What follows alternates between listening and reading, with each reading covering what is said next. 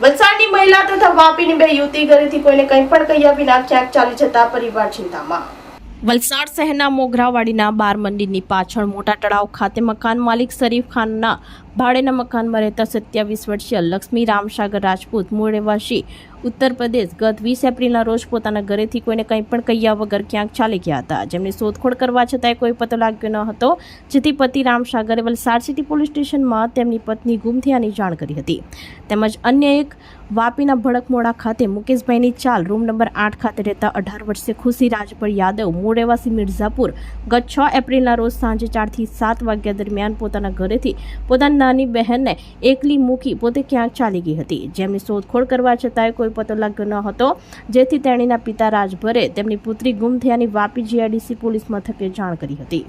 આ ઉપરાંત વાપીના ચણોદ ખાતેના મોહનનગરના આકાશભાઈની બિલ્ડિંગના રૂમ નંબર 23 ખાતે રહેતા 21 વર્ષીય અર્ચના અરવિંદ કુમાર સરોજ મૂળ રહેવાસી ઉત્તર પ્રદેશ ગત 21 એપ્રિલના રોજ સવારે પોતાના ઘરેથી કોઈને કંઈ પણ કહ્યા વિના ક્યાંક ચાલી ગયા હતા, જેની શોધખોળ કરવા છતાંય કોઈ પતો લાગ્યો ન હતો, જેથી પરિવાર ચિંતામાં મુકાઈ ગયા હતા અને પિતા અરવિંદ કુમારે તેમની પુત્રી ગુમ થયાની વાપી જીઆઈડીસી પોલીસ મથકે જાણ કરી હતી। જો કોઈ વ્યક્તિને આ ગુમ થનારની ભાળ મળે તો નજીકના પોલીસ મથકે સંપર્ક કરવા જણાવ્યું હતું। વધુ તપાસ પોલીસે હાથ ધરી છે।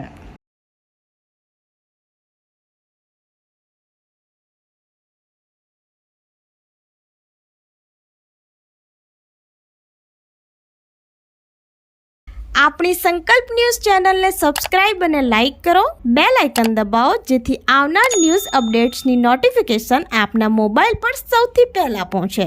Like, subscribe and share the video.